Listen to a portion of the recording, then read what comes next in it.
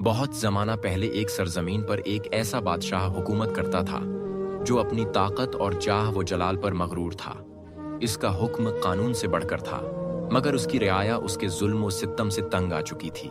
लेकिन अल्लाह की कुदरत से उसके दरबार में एक अक्लमंद वजीर मौजूद था, जो न सिर्फ दाना था बल्कि ईमान और इंसाफ की रूह से वाकिफ भी था। बादशाह रोज दरबार में आता और रियाया पर कड़ी सजाएं लगाता। अगर कोई छोटा सा जुर्म भी करता तो उसको कैद या कोड़े मारने का हुक्म देता।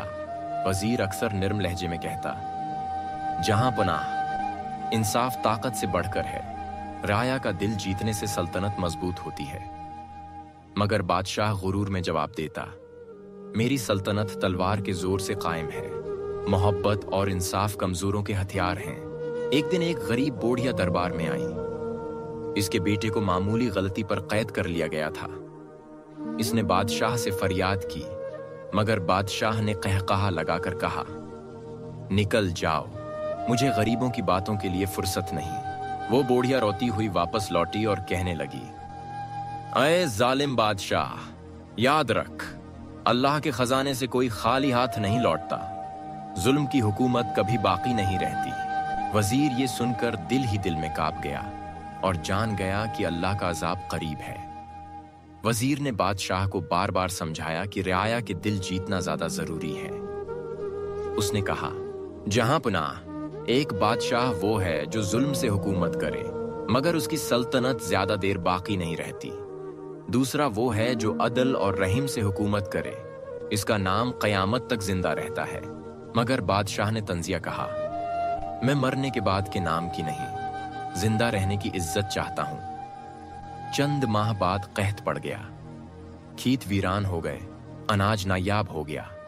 राया भूख से बलबलाने लगी और बगावत के आसार नजर आने लगे।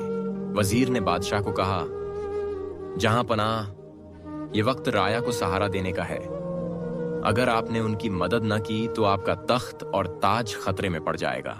मगर बादशाह ने गुरूर से कहा, जो भौंका मर रहा है, मरने दो। कम राया होगी तो सल्तनत पर बोझ भी कम होगा। आहिस्ता आहिस्ता राया के सब्र का पैमाना लबरीज हो गया। लोग महल के बाहर जमा हो गए और नारे लगाने लगे, जालिम बादशाह मुर्दाबाद, जालिम बादशाह मुर्दाबाद। वजीर ने बादशाह को खबरदार किया, मगर वो फिर भी अपनी ताकत पर घमंड करता रहा। आखिरकार राया ने कुला तोड़ दिया, बादशाह को कैद कर लिया और वजीर से इंसाफ की दरख्वास्त की। वजीर ने तख्त पर बैठने से इनकार किया और कहा, मैं बादशाह नहीं बनना चाहता, मैं सिर्फ इंसाफ चाहता हूं। उसने राया को कहा, जुल्म का अंजाम यही होता है। आज तुम्हें समझना होगा कि अगर हुक्मरान जालिम हो तो रियाया भी चीन से नहीं रह सकती।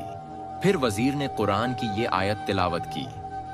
तर्जुमा, और ऐसा ही होता है जब हम किसी बस्ती को हलाक करने का इरादा करते हैं तो वहां के खुशहाल लोग सरकशी करने लगते हैं। जालिम बादशाह को कैद में डाल दिया गया। राया को इंसाफ मिला और सबने वजीर को इज्जत दी।